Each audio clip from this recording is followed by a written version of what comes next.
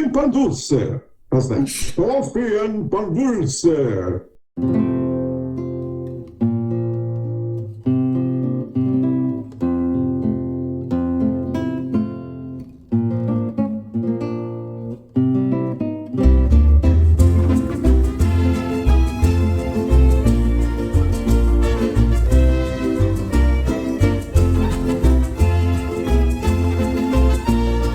Barb Bacon, and I'm a community advocate here in South Charlotte. If I had my buttons on today, it would be let's get some gun control. I'm tired of looking at the news and seeing this. Black Lives Matter in honor of our friend Joel. And let's have equal rights for everybody.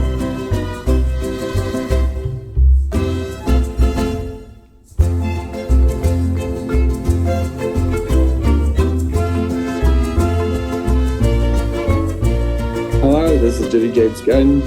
I am a community advocate here in Charlotte, North Carolina for LGBT women's rights with the National Organization for Women, gun sense laws with Moms and Men Action, and anything that extends equity to all.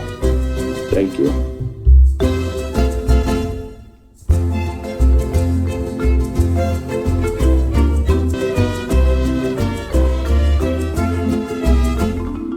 Christian Cano, you're the co-host. My buttons are Moms Men Action, Gun Sense Legislation, Healthcare for All, Medicare for All, and also in my heart, Black Lives Matter on behalf of Joe Oldham, who's a guest of ours who passed away last year. That's it.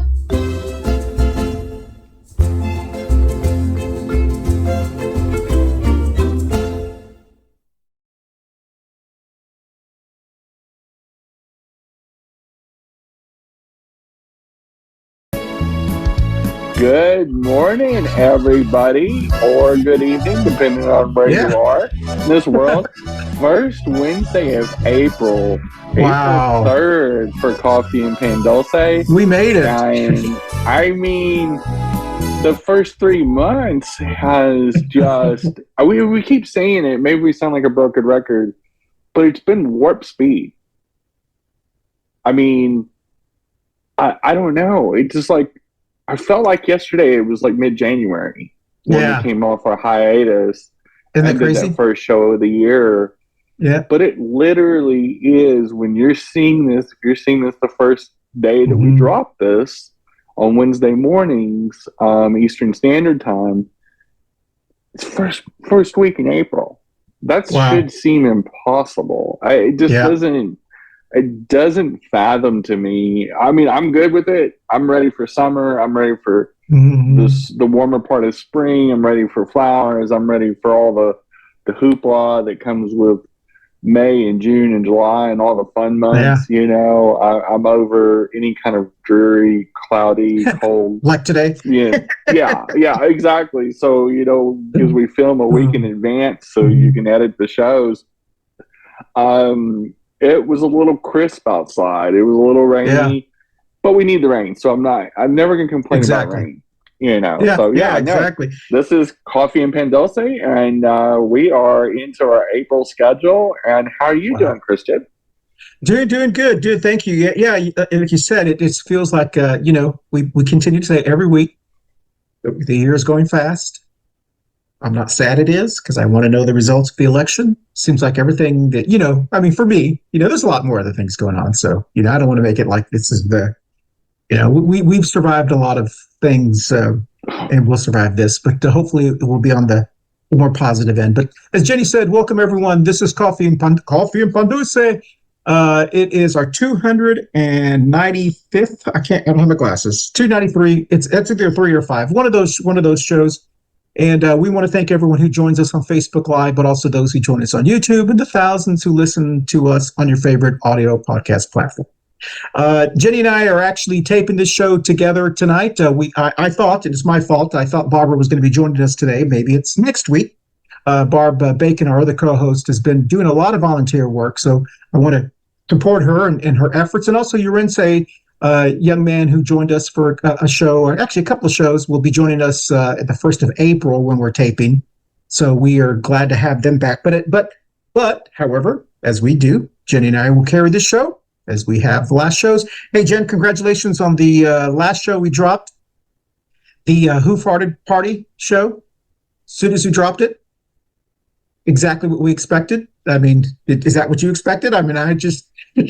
Oh, I knew because, we had a week delay on one of our shows, so I knew since we were going to drop a double feature today, yeah, plus the two titles we had with the two coffee shows that were in the taping can, so to speak.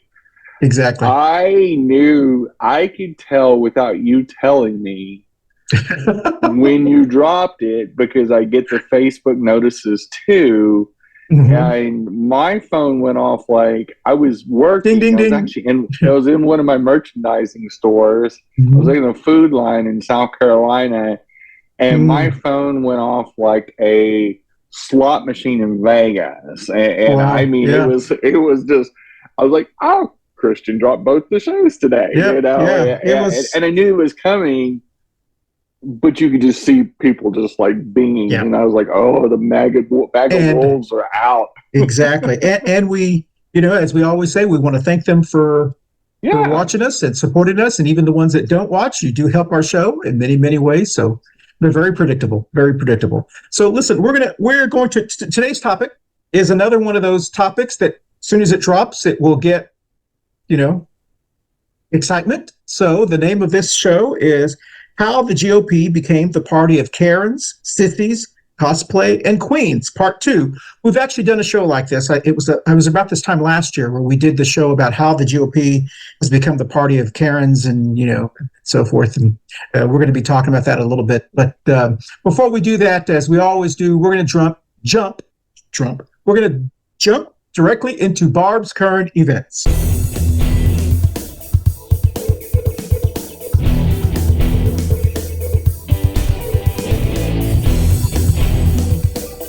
And this is Barb's current events. All right, here we go, Jen. First current event. I thought this was very interesting.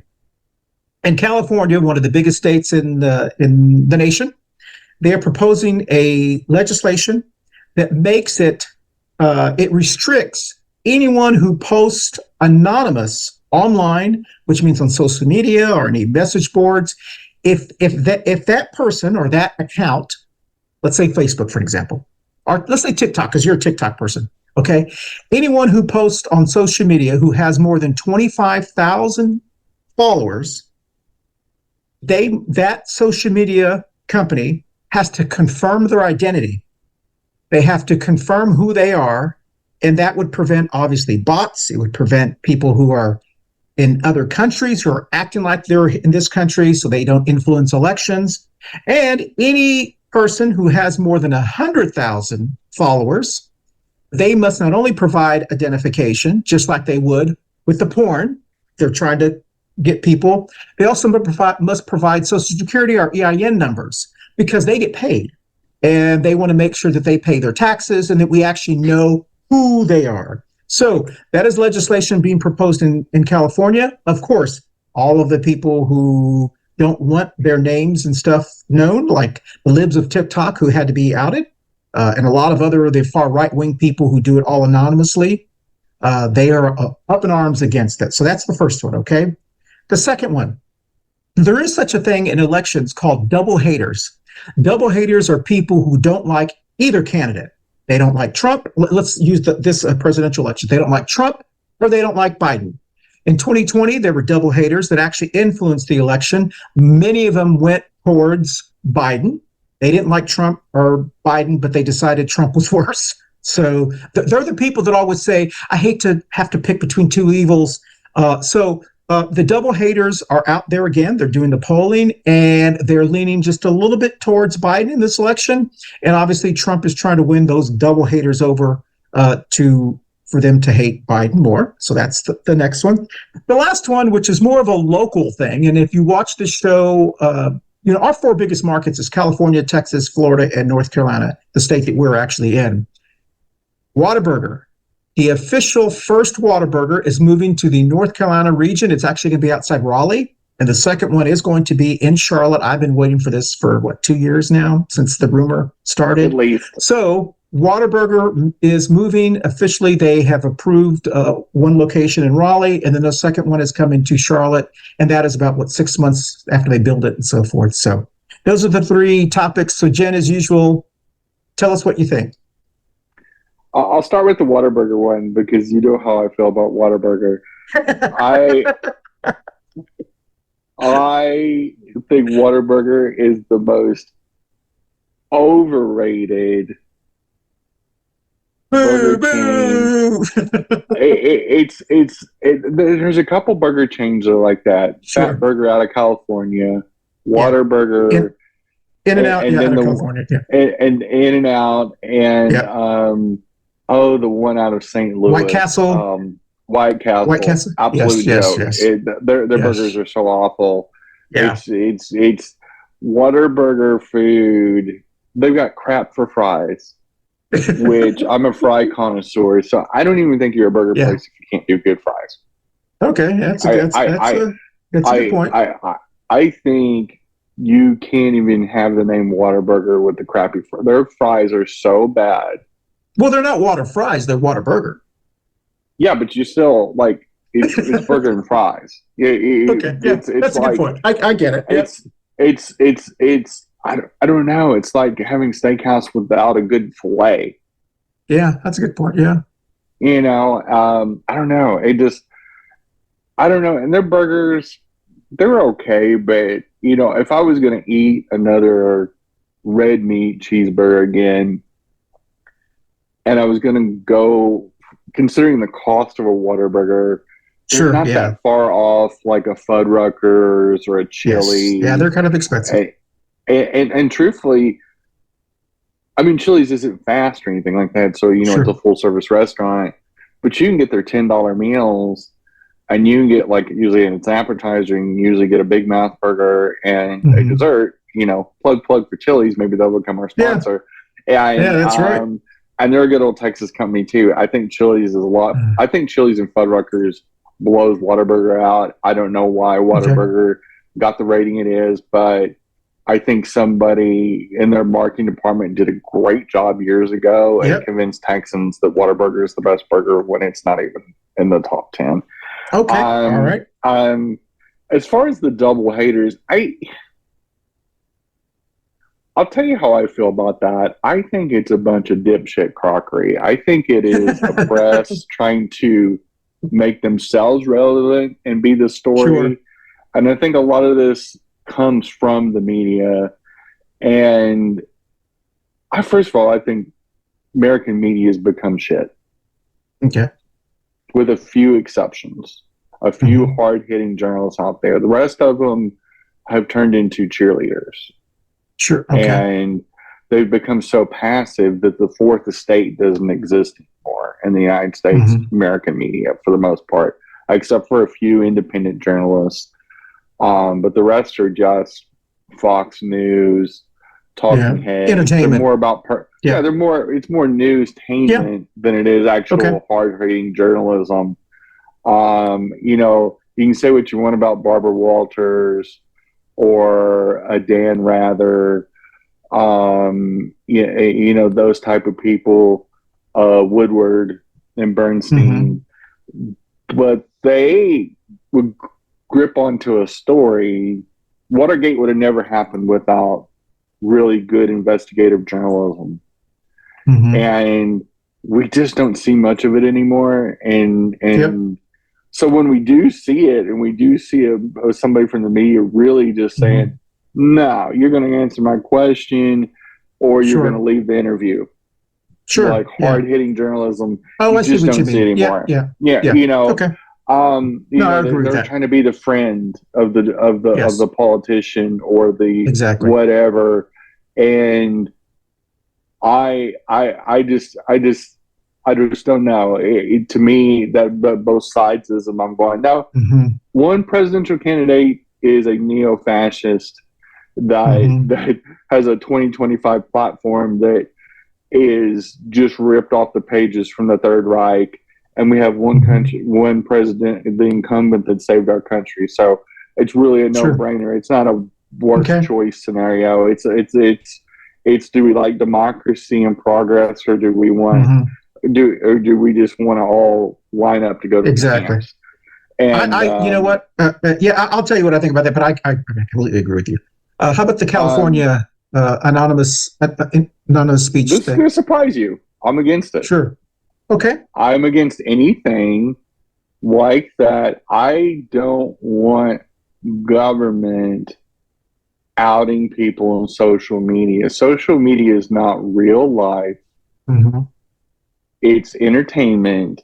It does not matter who's behind the mask. I don't like seeing people forcibly outed. I don't care who they are. I don't care if they're libs or TikTok. I don't care if they're anonymous, the white hat hacker group, all the way to drag queens. I think this will have a chilling effect that the California legislature and leadership's not thinking of, because we're getting into this. We're bordering into this xenophobic, kind of like right after 9/11, when we just we gave George W. Bush and Dick Cheney an unfettered checkbook and said, you can wage war as long as you want. Go get them, George. And we blindly went into an $8 trillion budget fiasco where we killed 1.3 million people of color and to hunt down one man. Yeah. Okay. And so I think we're throwing the baby out with the bathwater. Actually, that doesn't surprise. No, that doesn't surprise me that you would want to protect free speech and that kind of stuff. So I agree with you. So I agree with you, Jenny. The California proposal. This is one of those generational things, I think, and you're a little bit more in tune with more of the millennials and the the baby Zs, and that legislation sounds like something a Gen Xer would propose, because Gen Xers and Boomers still believe everything they see, or many of them, on social media. They take it. They don't have they didn't develop the capacity to distinguish between it is entertainment. You can't believe everything that you have to do your own. You can't be lazy. You got to do your own research. Just Google some of the things that are posted. I'll give you an example. I did not know this, but there's a thing called like farming or something farming. It's where someone shares a quote and says, like, Jesus is the savior of God and he has helped me in my life. Copy and paste if you like this. And you know how a lot of Gen Xers will copy and paste that, and then you're supposed to like it. There are these bots that do those just to increase their likes so they become legitimized. And I did not know that. But apparently that is something that some people do. They'll post pictures of dogs. But this is where I push back. Okay. Is you can pay for clicks. Sure, yeah. So what's the difference between a social media personality and doing that and just buying the clicks? That's a good point. That's an excellent. No, you're right. I guess it's just an inexpensive way of doing it, I guess. But I agree with you. I don't think a millennial or Gen X or a baby Zer would necessarily support this bill, because I think they see it as, I can tell the difference between, or I just won't follow them. It seems like more of a Gen Xer person who would propose a bill like this, and so that's interesting. It's an old fuddy-duddy that has forgotten how to remove the stick out of thy ass. Exactly. And to me, and this is why I don't like them going after TikTok. Yeah. And even though I prefer Instagram over TikTok, sure, it always worries me the moment I feel racism or xenophobia even be promoted by the Democrat Party. I always feel that chilling effect. Like, you remember in the late 90s, early 2000s, when Tipper Gore, Al Gore's wife, about the tried to do the lyrics and tried to chill free speech. Then it was absolutely against that, and it was targeted like towards rap music. Yeah, honestly, it's what cost Al Gore the election. Yeah, and a lot of moderate people saw Al Gore's wife being too conservative and were worried. She would be a Moms for Liberty person today. Oh, 100%. 100%. I mean, if you think about it, yeah, she was the original Moms for Liberty, and she was a whack job. So Al Gore was brilliant. So that's the crazy thing. He was married to a whack job. Well, unlike DeSantis, that's not very smart, and he's married to a Moms for Liberty person. Al Gore at least had his own brain, and I don't think she would have had influence over the White House. Because I think Al Gore was a very good vice president. He would have been a really good president. He would have been better. Yeah, I think it would have been. It would have changed a lot in this world. But I agree with you. I agree with you. The double haters. I never understood, and I don't today. Anyone who says, "Well, I'm picking I hate picking the one of two evils," or I hate people who say that, because that automatically tells me they're so lazy. They didn't get involved in the primaries. They didn't get involved in a lot of other things that would have prevented that from happening. So if you don't like Trump, you should have gotten involved and tried to stop Trump. Let me ask you this, Christian. Sure. And you've got a vast amount of political knowledge, and you've run for office twice. Don't you think it's just intellectually lazy? And that they really don't want to, it's almost passive aggressive. Like, they don't want to admit that they want to vote for a shitbag like Trump. And so they want to diminish the other candidate. And they did it with Hillary too. Yeah. When they just really want to say, well, I just don't want to vote for a woman, and I'd much rather have a maniacal orange orangutan fascist in there than vote for a woman, or vote for somebody that's created progress and all this recovery and all this. I think it's just they're closeted conservatives, like the ones that still say they're a physical conservative, and that's why they vote for Republicans. Yeah. And I wanted your take on that, because I thought about that. I agree with you. I don't believe after Labor Day, anyone who is undecided, to me, is just a lazy, crazy person. Yeah. You should know who you're voting for in elections. Now, it doesn't mean you're going to vote for him, because anything could change between after Labor Day and the actual election. But you should have done your homework on elections. Now, do I expect you to know every single one of the candidates? No. However, you should be intelligent enough to know, I'm going to go towards this endorsement group. I'm going to see, because they do the vetting for you. And so I agree with you. Anyone who, I've never been really a big fan of, even though I do it, volunteer for people, I don't believe I can work in the polls, because when they come through, if they don't know who they're voting for, it's very rare that happens. But if they don't know who they're voting for, it little concerns me. You're not going to convince them to vote for you. You're just going to give them like a high five for voting, for something. Yeah. But the undecided vote, I never understood. But apparently they're out there. And this is a rinse and repeat sequel to the 2020 election. Exactly. But without the pandemic. So yeah, exactly. You know what they're like, Jenny? And I know we got to take our first break. They're like the people that go out to dinner with you, a group of people, and every single time you go to eat dinner with them, you go, okay, what do you order? I don't really know yet. You're like, oh my God, we go to the same place every single time, and you say the same thing. Don't you know the menu by now? I've got a story for you when we come back to the break. Okay. That exact fucking thing. Save that story. That's excellent. Listen, we'll be right back on Coffee and Pan Dulce right after this. So we have a great fall lineup, and we encourage you to tune in to many of our fabulous shows, like our DJ Say show, and many more things in October and November as well. Thanks for watching, as always, and we'll see you next time. Bye, y'all. Hey, y'all, thanks for watching, and support our local black and brown businesses, including our sponsor, Manolo Bakery. That has some fabulous pastries, food, king cakes, all kinds of specialty cakes, swallows, and much, much more. Some of the best food you eat in Charlotte, North Carolina. Again, Manolo's Bakery, right here in East Charlotte. Thanks for watching. Hey, y'all, thanks for watching the Florida shows. They've been wildly successful. Obviously, it's a topic that you guys have enjoyed and wanted to know more of. And we like talking about the dumpster fire. It used to be the state of Florida, and we'll probably talk about it some more this summer. Thanks for watching, y'all. Bye, y'all. Thanks for watching. Hey, everyone. Thank you so much for watching our Coffee and Pan Dulce show every week. Don't forget, you can watch us visually on our video podcast platforms on Facebook and YouTube.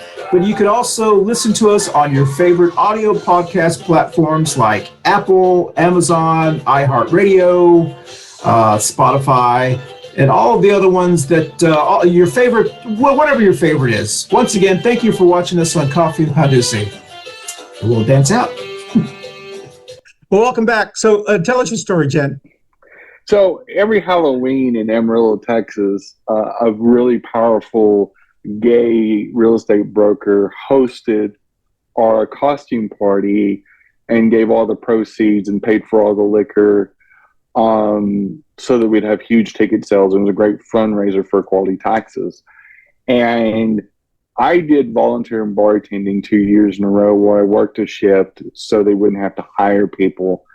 And if you're old enough to go to something like this, and it was pretty much invite only, even though you paid for the ticket, we were real exclusive because we didn't want any rednecks showing up to his house and all this. So there was a lot of security precautions. But anyway, if you're going to a cocktail party and you get in a fucking line, and when you get to the front of the line, you don't know what to order because you act like you're drinking for the first time, you should go back to the back of the line. I completely agree with you. I mean, if you had been in that line the whole time, you literally are not old enough to be drinking, or you're congenitally stupid, or you're already too drunk for me to serve. And I remember these two, they were probably mid-20s. They weren't this young. They weren't like brand new. They weren't like 21 and a half. You know, they were like 25, 26. I kind of knew who they were. They were too young, twink, little bottoms. And they get up to the front of the line, and neither one of them know what to drink. And my line's 40 people deep. I got an assistant bar back, and we're flying through drinks. And I took my arm. I took them both because they probably weighed 120 pounds each. I slid them over, and I said, "You just wait right here." And I took the next orders. And I went through about 10 customers, and then I was talking to them at the same time. I said, "So what do you like? Do you like sweet or sour?" They go, "We think we want sweet." I said, "Do you like Jolly Ranchers?" They said, "Yeah, we love Jolly Ranchers." So I made them 2 drinks with 7-Up and Jolly Ranch shots or whatever they're called. And a flavored vodka, a watermelon flavored vodka with a dill. And then, of course, they loved it because it was sweet and it was super. It was perfect for these two.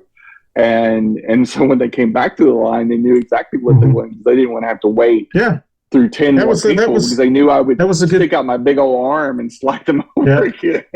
Well, no, I agree with you. No, I mean, that's a great example, Jenny. They are the double haters are like the people, like you said, that stand in line. They stand in the whole line, and then it's their turn. They're like, I don't know. No, you had the whole line to make the decision. So I agree with you. That's what they're surprised. Like it's exactly like they were born last night. And then more so in this year because we have the identical presidential race, except that Biden's the incumbent. That's the only difference. That's the reason, Jenny, whenever I'm watching any debates or I'm watching those kind of things, I never really watch the networks when they have the undecided voters that watch the debate and they go around and say, "Who's undecided?" You're like, "Oh, you're so full of baloney. You just want to be on television." So it's like, anyway, the undecided voter, are there some? I guess. That's a hey, listen, let's jump into this topic real quickly, and maybe you can help our viewers with some definitions here, because I actually didn't really know what one of these words meant until you kind of explained it to me. So the GOP has, over the past, especially since Trump, has really become the parties of Karens, sissies, cosplays, and queens. We've done shows on every one of those except cosplay. Explain what that means, if you can. Well, I mean, cosplay can be anything from cosplaying your favorite Star Wars or Star Trek character to being just performative. And to me, Republicans are cosplaying politicians because they Republicans, especially the louder, drunker voices of the political spectrum, and like the party, MTGs. Yeah, the MTGs, the Okay. Boberts, the Matt Gateses, Ted Cruz, Ted Cruz, Lady Graham, the whole exactly. 9 yards. They come off as very plastic banana. They say the exact same things without even qualifying what they say. If you push back, they have no idea what the next answer should be. And that's the biggest thing. They are surface deep, kind of like Reagan was the last 4 years he was in office. Reagan had no idea who he was. And he just, well, there you go again. Yeah. You know, because he didn't have any other answers. That was the problem. Like his elevator didn't hit the top floor anymore. But, you know, they've got the depth of a Walmart plastic kiddie pool. Okay. And so they cosplay somebody that should be a serious job. I mean, if you're in Congress, you're the upper management of our federal government with trillions of dollars on the line, world peace on the line, our economy on the line. You kind of want serious adults in there that can pass a budget, work on the military stuff, work on transportation bills, and, you know, especially when we have bridges falling down. We really need adults in these jobs. People with the big boy pants on or big girl pants. I'm good either way. But just send adults to Washington. I don't care which political party, Dem, Republican, Independent. We don't need cosplaying clowns in there. Sure. So what do you think? So that's it. I completely agree with you, Jenny. What do you think? I mean, obviously, the base of the MAGA base, they like it because that's why any candidate that's running today, you know, the only skill they have to is they have to make a fool out of themselves, so that way they can get attention. And there is this attraction with that group and that political party that they're just attracted to those individuals. They're not attracted to, as you say, the ones with the big boy pants. What do you think drives that? I mean, I know I have my own, but I'm curious what because you know, you've been watching this. There was an Australian comedian back in the mid-2010s that summed Trump up. And he said, people on the far right assume because he's blunt and he says simple things that he's honest. And I think there's a certain amount of people that say, well, making America great, you know, sounds great, you know, and that he wants to drain the swamp and all this kind of stuff. But something can be a simple idea but not honest. And something can be a complex idea and be the truth. And you know, like the string theory in physics, you know, and things like that, that, you know, would take hours to explain to the regular person. But when you say making America great again, what does that even really mean? I mean, when you think about it, again, you know, like you know, like it doesn't have any meaning. It's fluff. It is. It's exactly what they accuse other people of doing. There's no meaning to what Republican statements are. When you hear MTG speak, for example, and she's one of the biggest ones, she really didn't say anything. She never says anything. She says woke. She says, you know, liberal, you know, mind virus. She's got about 8 things that she's memorized. And she's like one of those chatty Cathy dolls where you just pull the string. I hate woke people. I hate you. Exactly. You know, and she literally, that's all she says. You're exactly right, Jenny. When you look at the MAGA type of candidate, it's like they are wannabe actors who don't really have enough talent to go into Hollywood or to do anything else. And this is their ability to do something they think they wanted to do. They don't really have, I mean, so MTG, for an example, she doesn't have, when you look at her, she's not a bright person. She's not really I mean, attractiveness is subjective, but I think many people don't look at her and go, "Oh my goodness, this is one beautiful person, inside or outside," you know. And so her, it seems like, and I use this a lot. She is the drunk bar girl who gets the attention from just being loud and obnoxious. And in her little pea brain mind, she thinks they like me. They don't like you. They're actually pitying you. See, I don't think she cares. I don't think she's smart enough to be self-aware. I think she's a no-talent hack that inherited her construction company from her daddy. She ran that into the ground, just Trump style, and she needed to find a new gig or a new hustle. And obviously, she's not going to be able to marry some billionaire sugar daddy. No. And maybe Funbags Boebert will. But, I can see her marrying some really wealthy preacher dude, that's 85 years old. That's probably what's going to happen when she gets out of office in this fall. Like, if the Crypt Keeper, what's his face, the 700 Club guy was still alive, should be rolling he died. over Pat there. Robinson, he died actually. He can rest in peace. That's right. But anyway, but MTG has zero talent. You are 100% correct. She has about as much talent as a thimble. She literally, and that's an insult to thimbles, is she is about as entertaining. The only thing that she's semi-entertaining in is that she's consistently shitty. And you can count on her saying indictment instead of indictment. Sure. You can hear her, do a hot mic moment where you go, "Give me the good one, not the screw top kind." She doesn't care. She literally doesn't care. You know what, Jenny? That's an excellent point. And listen, we're up against the second break. Let's take a second break, and I'll ask you this question. So we'll be right back on Coffee and Dulce right after this. Hey everyone, this is Christian Cano with the Coffee and Dulce Show. I want to thank everyone who watched our wonderful summer shows. We had incredible viewership and incredible listenership numbers. And we also want to let you know that our fall schedule is out. We have some great shows coming in September, October, and November. So please stay with us all fall and watch our fall shows on Coffee and Dulce. I'll dance out. Hey y'all, this is Jenny here, and it is amazing. We're already into April, and I really want to thank you for watching all of our winter lineup and our early spring lineup.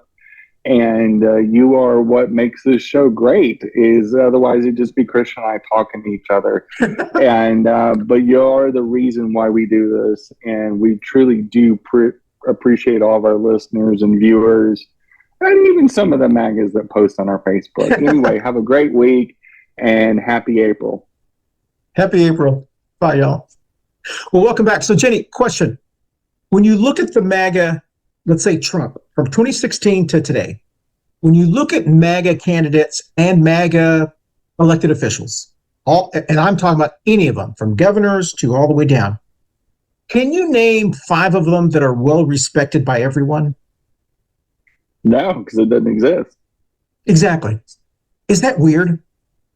They don't even have 5 candidates, and I'm talking about governor, senator, congressperson. They're all crazy. The lineup that challenged for the presidential nomination, including Trump. So you have a tax cheat, convicted rapist, womanizing, abusive, bankrupt every business he's had, including his scams, as the front runner, as the former president, the former guy. Yeah. You have a brown, not brown woman that uses a white girl name it is running from South Carolina, no less. Yeah. You have a tech bro that's also Indian by ethnicity that, is probably the kissing cousin to Mussolini. You had you had Rhonda DeSantis, Yep. and which is just turned Florida into a rabies-infested measles wasteland that hates gay people, but he sure does love high school girls. Like, look at that slate of candidates. They didn't even have Ted Cruz to kick around because Ted Cruz had the good sense not even to run for president. And Marco Rubio and Ted Cruz would have been the best two people in that race had they chose to jump in again like they did in 2016. And they're bad. And they're at the bottom of the friggin' barrel. Like, they are, like, like when you scrape the barnacles off the bottom of an old whiskey barrel, they're the crap underneath that. Yeah. Like, they could dig up John McCain from beyond the grave. He'd be the best candidate for the Republican Party right now. Yeah. They could just put a little Weekend at Bernie's little rubber doll up and just play clips of John McCain's famous quotes. He would still be more articulate from the great beyond than any of the jackasses they have, and especially Trump. I wish somebody like the senator that's retiring from Utah, I'm blanking on his name. Mitt Romney. I wish he would have ran again, just for shits and giggles, and just say, let me take one more stab at this. Yeah. Because at least Mitt and the late John McCain has integrity. They had integrity. They had some semblance of common sense, and they don't come off like they should be in P.T. Barnum's sideshow selling snake oil and Bibles. So do you think, Jenny? I mean, you're right. And if you're watching and listening to this, I apologize if this sounds like we talk about this all the time, because it seems like we have been lately. We talk about this all the time. I think it's more out of frustration, because believe me, I would rather be able to talk about some other things, but this is so important because we need to continue to highlight how dysfunctional and crazy this MAGA movement is.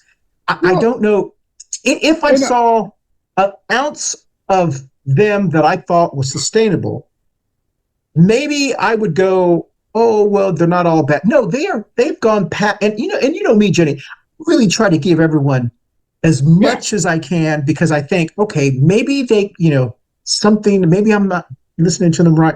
It's really a crazy group of people. And every time we do shows like this and they come out of the woodwork and they comment on our shows, they highlight to me exactly what we've been saying about them. But the good side of this is two things. They're eating their own. We watched this. They epically brought Dick Suckus down after he raised $100-200 million, and he that's a good point. Totally wasted their money. Yeah, Trump is draining their bank accounts, the GOP's bank accounts, on the state level and the national level, like nobody's business. Sure, he has no chance of winning. He is not going to win, and that's if he doesn't get convicted between now and November. Okay, and there's a high probability at least one charge is going to stick out of 93, a criminal thing, and then his candidacy is over. Sure. Then what? Yeah. And this political party, they're running new MAGAs against old MAGAs, and they are, like I just predicted in 2019 on this show, I said at the end of the day, it'll be Republicans that'll take out the MAGAs. Yeah. And you're seeing it come to fruition. You're seeing them push out the Rona Daniels in lieu of Laura Trump. You're seeing all the nepotism. You're seeing all the inbreeding. You're seeing Mitch McConnell become an outsider in the party. You're seeing all the people that sacrificed at the Trump altar at the beginning. And now look at the field of bodies just floating behind there. Look how many people have just had their political careers obliterated. You look at a Mitt Romney that retired because he's sick of it. you know damn well he's sick with the same with the Colorado congressman that pretty much dropped him in the grease by retiring the way Buck. he did. Yeah. Buck. You know, Buck, these are people that were Republican Party stalwarts that were always the voice of reason, that navigated the ragged fringe to they even said, this is too crazy for me. Yeah, it's check, please. I'm ready. I'm just like Danny Glover from the Lethal Weapon movies. I'm too old for this shit. Like take me home. They're making Midge stroke out on TV. Like he's like, sure. You know, and Kenny, they just like move him to the side and just go, just sit over there, Grandpa. We don't even care. Like there's literally no modicum of decency left in the controlling part of the Republican Party. And it's the clowns have taken over the circus. They hog-tied the ringleaders somewhere, and they literally, it's the clowns and the elephants and the monkeys running the show. Question. I know this is going to be a loaded question. Then we're up against our last break here before we start winding down the show. Do you think that it benefits democracy? And this is kind of a softball question. Do you think it benefits democracy at our show, for an example, to continue to highlight this craziness? Yeah, because it's reality. It's okay. We can't not talk about it. Yep. And when you have a Republican-controlled House, that from October 1st to almost the end of March, not be able to pass a budget. Exactly. Yeah. And every time one speaker lost their job over it. Yep. After only being on job, 9 months, 10 months. And another one that's so cucked and so handcuffed that literally there's puppets with more free agency than MAGA Mike. And, you know, this dude, he's the Speaker of the House and he doesn't even have his own checking account. So he has to be monitored by his son to make sure he doesn't masturbate. You know, when you put it like the House is. No, exactly. When you put it like that, and I completely agree with you, Jenny, I think we're so, I really do hope, and I know we'll be doing a show hopefully in 2025 about this. I do hope that we look back at this time period and we not only we would be able to chuckle, but we go, can you believe we lived in a time where the Speaker of the House, the person who's third in line for presidency, has got this crazy ass marriage with his wife. It's like this crazy religious, his son has to be his porn partner. It's just bizarre. It is just bizarre. I mean, if you're a grown ass man and a parent, yes, and you have to have your teenage son as your accountability partner because that you're hiding, you don't know. One, that you haven't gone to some kind of sex therapist to figure out that masturbation is okay. It's normal. Yes. Okay. And B, that you have to be so guilt-ridden and so weird and so cracked up in the head because your wife doesn't want you to come out as gay. And so you can't even look at adult films on your own phone or your own devices. And you are expected you don't have that kind of self-control to where you are not only in Congress and upper management of government,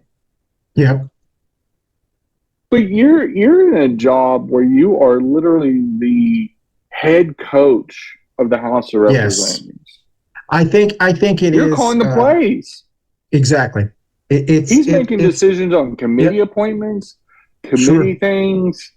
If there's a trial, he's the one that directs it in the House. This is the guy that's supposed to be the man. And he has to have his teenage son, as his accountability coach. Yeah, it is. It's bizarre. But that's that whole Christian nationalist. Yeah, no, I agree with you, Jenny. And that is that whole Christian evangelical Christian craziness. It's a crazy, it really is a crazy war. Anybody who knows somebody in their family, and I've got members of my family who are who in that group, it is a really weird it's bizarre. I love them. I don't want them to run the country. Sure. Well, that's exactly right. If he was a televangelist, or he was, an entrepreneur, he was selling the next pillow scam or the next fake university, that's fine. Yeah. No biggie. Sure. Just don't be the upper management and third in line for the presidency. Yeah, exactly. I can't picture him, let's just say, God forbid, Kamala and Biden, just one day, just boom, boom, and he becomes president.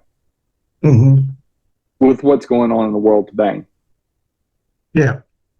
And his first son is trying to coach him through moments of, I've sinned, and we have war in Israel and the Middle East and the Ukraine, and we have Putin probably invading Poland, and all these crises are going on, and rabies is taking over Florida, and we've got a guy that could potentially be president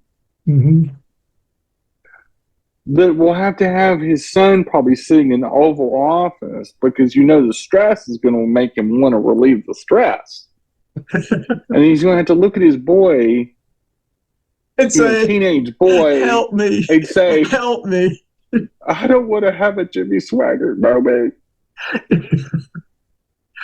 Oh, well, listen. Or worse, the first outing of a president and get caught with a male sex worker in a truck stop bathroom. I mean, not that there's anything wrong with that. Yeah, but it is. You're right. We're living through some very interesting times, that's why we got to talk about this stuff, because we've got to frame for posterity's sake. Plus, comedy. This is comedy gold. Yes, you got to laugh a little bit at it because they created the scenario. We had nothing to do with this dumpster fire. Democrats, we have plenty of our own dumpster fires. But at least we're the adults in the room. Yeah. I mean, say what you want about Nancy Pelosi, but at least she was always the adult in the room. She gave some of the best shade you've ever seen from a Speaker of the House. When she did the golf clap to Trump when Trump was, come on. Yeah. Can you not just love an 80-year-old plus woman just throwing that big orange sack of potatoes some shade? I love Nancy Pelosi. I don't care what anybody says. I know she was in there a long time, but come on. She was the last guard between democracy and total insanity in Washington, D.C. those 2 years when Trump and the Senate were controlled by Republicans. At least she was there to keep the ship on the rail, and she could pass the budget. Yeah, excellent. That's an excellent point. She can actually do her job. Hey, listen, if you like what you hear from Jenny, she does have a show that drops 30 minutes after this every Wednesday at 11:30 Eastern Time. It's called Two Queers in a Truck. And this last commercial is about her show. So we'll be right back on Coffee Pan Dulce. Hey guys, I've got a special product out, and we've got a store under the name blueappliedtech.com, and you can go on our Etsy store, you can go on our social media, and you can check out our merchandise. We have some amazing snowflake Trump mugshot ornaments. We have mugs, we have pillow covers, we have a lot of cute stuff for the holiday season that you can buy.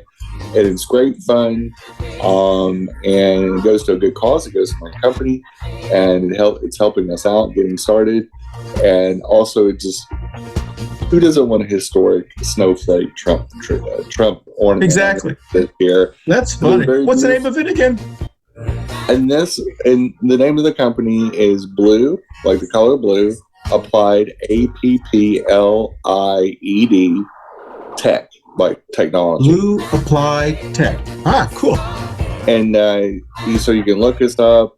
We have a website, but our stores on Etsy, and a lot of people use Etsy for different types of gifts. They are assembled in the United States, so it creates American jobs. And most of all, it's a lot of fun, and they're not expensive. Cool. So, Blue Applied Tech. Got it. correct.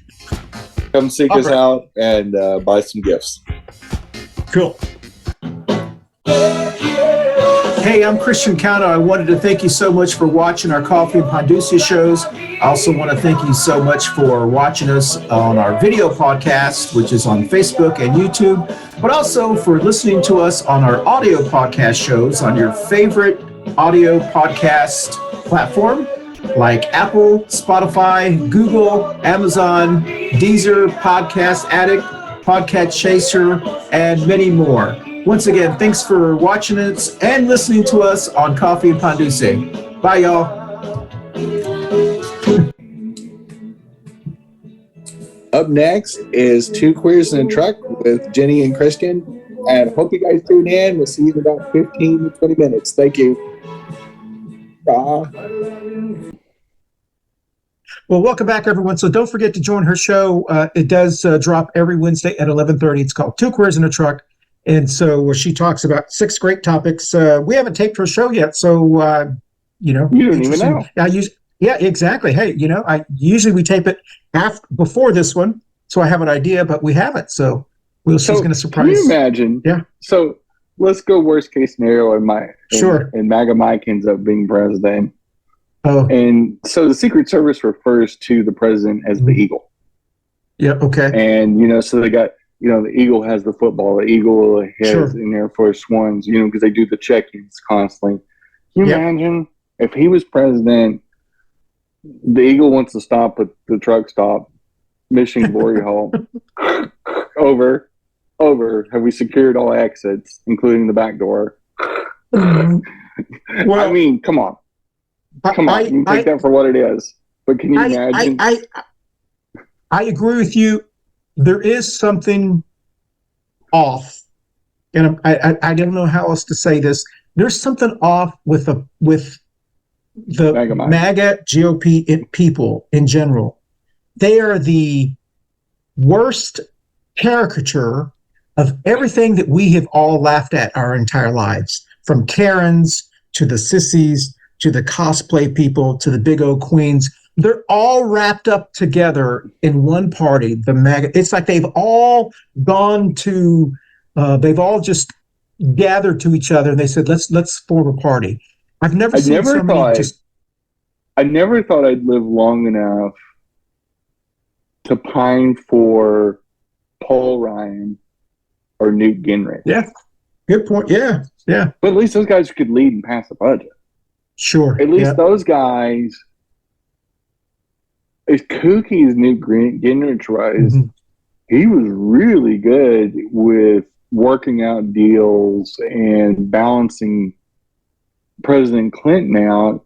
But they actually accomplished a lot of good things together. They actually ran the country. You can say what you want about Newt Gingrich, and he was a very problematic human being on different levels. But the one thing he was a very good upper management person. Like he was an exceptional, like between him and President Clinton, they really ran the country right as far as budgeting, right-sizing the military. He was willing to work with Clinton to make that a priority. And we had budget surpluses and balanced budgets. And, all the things that a president and a Speaker of the House and a Senate should do. No, Newt Gingrich at least fostered some sort of sanity. I mean, he said some crazy shit and stuff like that. Sure. But when it came down to job performance, he was one of the best speakers we ever had. And same with President Clinton, he was a very effective managerial president. When you think about the 8 years he was in, I mean, he had his dalliances and his issues with telling the truth about oral sex in the White House. But all in all, you had, at least back then, they did kooky things, but it had nothing to do with job performance. The current MAGAs are completely incompetent at their job, and they say and they do kooky things. Exactly. So that's the problem. You can be as kooky and as quirky as you want. I don't care if you like wearing a duck suit. Sure. But if you can run the country, I don't care. I'll call you Donald Duck. That doesn't bother me. I just want adults in the job. I don't care who they are. I don't care if they're Republican. I don't care if they're just, they're major independent. I don't care what political party they are. Nearly as much. Once you're in there, you're our president. You're our Speaker of the House, whether we like that or not.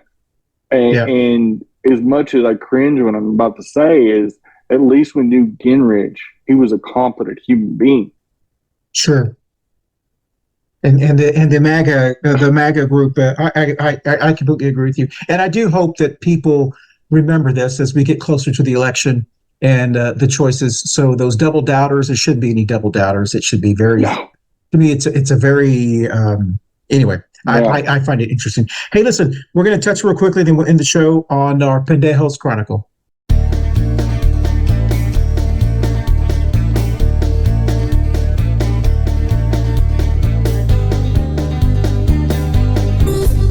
And this is the Pendejo Chronicles.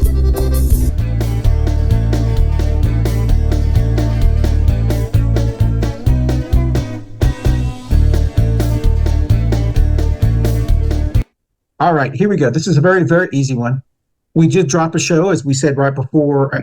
When we started this show, we talked about very briefly. We did drop a show, a double feature that you've watched by now, and it is called the GOP, the Who Farted Party. We actually dropped that last week when you're watching this, and we have plethora of comments. We'd love for you. So the Pendejo of the week is just go there, and many of them I've had to hide, or we've had to hide because they're just crazy. But the one I liked, I just thought it was kind of interesting. A Cliff, just some more. I don't know if it's a real person, but that's what they're going by. They're usually middle-aged guys on Facebook, the ones that I'm reading from you. That's the demographic that kind of is triggered on that, whatever. They posted, Build Back is the check your shorts party. So that was their witty, witty social media moment that they decided to reply to our show. I guess that was clever. I don't get it. If you're gonna throw shade, throw good shade. Yes. Exactly. It's like remember the kooks from 2020 that were protesting the ethical progressive pastors. Like the dirty Santa and all that, and I went over there. Yeah. At least they came up with one original slur, which was the trans testicle line. Oh, yeah. Because we talked about that on the air. Right. Yeah. At least, if you're going to... At least it was creative. At least there was a semblance of at least two neurons rubbing together in their brain. At least two, maybe three. Yeah. But if you are flipping shit on our page, and Christian and I are two big old queens. And we're loaded for bear. When we go in locked and loaded to record. Exactly. Yes. And you say something so lame-o as that. I had to leave it up. It's so bad. You need MAGA Mike to adopt you. Yes, it is. No way you can monitor your private time as well. Exactly. Come on, like who is supervising you? Yeah, it is. It was, and to feel we have the some need, funny ones on there. Yes, no, they are, and to feel the need to have to share it. That is just so. It just speaks so much of the MAGA movement and the MAGA. I really do believe that when history looks back at the MAGA movement and those who call themselves MAGAs, the ones who are, so proud of it and stuff, I really do believe that when we look back, next to idiot and buffoon is going to be the MAGA movement. I mean, it's just, and it's sad because we're actually seeing them real time. These are not bright people. Well, they're not. I think the Republican Party is in the same place they were with Nixon and post-Nixon. Yes. And you had Gerald Ford as president, Sure. And you saw a party that was completely leaderless, and they, by their own paranoia and their own greed, melted the country down with a break-in scandal and did something so tragically stupid. Yeah. And so greedy, even though Nixon won by a sizable margin in 68 and was going to win on a landslide in 72, they still had to do what they did. They were really the first original MAGAs. And you had a guy that was insanely racist and insanely idiotic, and there wasn't that good of a president, but it is what it was. And it had to be so greedy and double down so much, and then lied about it, committed fraud. It just imploded the Republican Party, and they really weren't the same until 1980, and you know, and we ended up with an awful president like Reagan, because it was really easy for somebody like Ronald Reagan that was not qualified to be president. He had no business being president. Step up, because you didn't have to worry about Republicans outshining him. Like because he didn't have to. He just had to wave some flags and say that he was going to fight the commies and do all the buzzwords. And it's just like Trump. You know, who created the platform for Trump was really George W. Bush. George W. Bush was, up until Trump, was the worst one of the worst presidents in history. And so, really, by the time that they ran through McCain and Romney and Trump came along, they're like, what do we got to lose?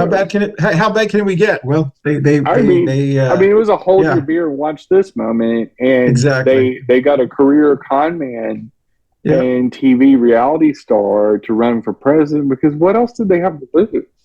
Yeah, otherwise their front runners would have been Ted Cruz. Yeah, no, that's an excellent point. Hey, listen, we've run out of time.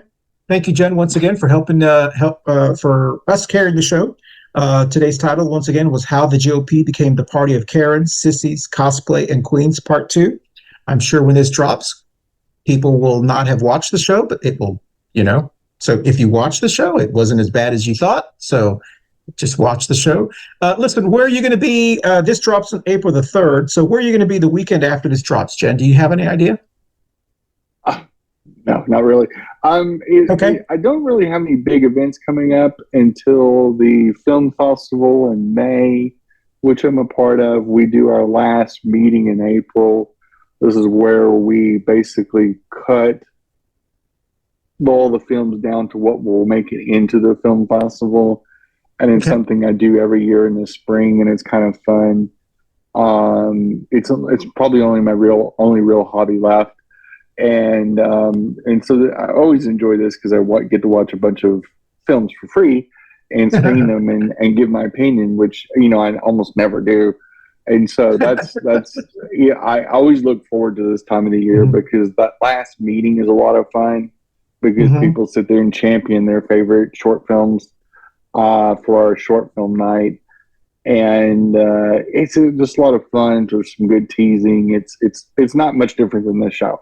And then in May, of course, is a good weather month. So I always love April and May in Charlotte because if you've never been to Charlotte before, Charlotte's absolutely beautiful in April and May. It is. There's so much greenery. There's so much life. And for somebody that I've also lived in like arid and semi-arid climates, you do miss trees, and Charlotte has got a beautiful forest. It's really a beautiful city. I kind of forget how pretty Charlotte really is. Yeah, I agree with you. It's one of the most beautiful cities I've lived in. And so, hey, listen, and I will be somewhere. I'm sure. Actually, I think I will be in Texas. Hey, yeah, that's right. I will be in undisclosed. I'll be in an undisclosed location. That's right. We'll be in an undisclosed location. We'll be taping the show. We'll also be, I believe, if I'm not mistaken, we'll also be covering another concert. The one that we covered last year, William Beckman. He is a country singer from South Texas. He actually is Mexican American. You wouldn't know it by looking at him, and he sings. He's got a wonderful voice. He actually sounds like Johnny Cash. He lives in Nashville, Tennessee. But anyway, so with that said, that's our show. So we will dance out. Get ready for your show, Jen. So here we go. Ready? All right. Y'all have a great week and watch out for MAGA Mike. MAGA Mike. Bye, y'all. Thanks for watching. See you later. Hey, y'all. Thanks for watching. And the show is a lot funnier than what the title is, but for the clickbait people out there, keep on clicking. We need you to drive up our algorithm, and because we know you will. And have a great week, everybody. Be safe out there. Bye, y'all.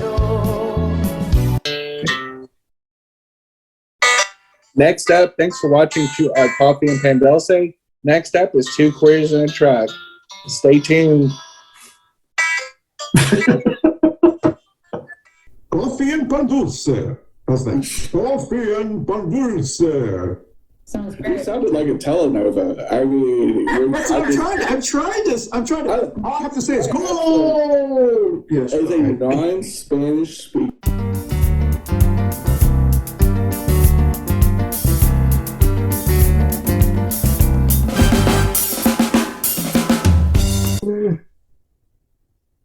All right, and then when you hear the music, we have started. All right, I guess she's not joining us. No. Right. So, here we go. Okay. All right. We'll come back and then you tell us the story, okay? Here we go. Okay, here we go. Coffee and Pan Dulce. How's that? Coffee and Pan Dulce.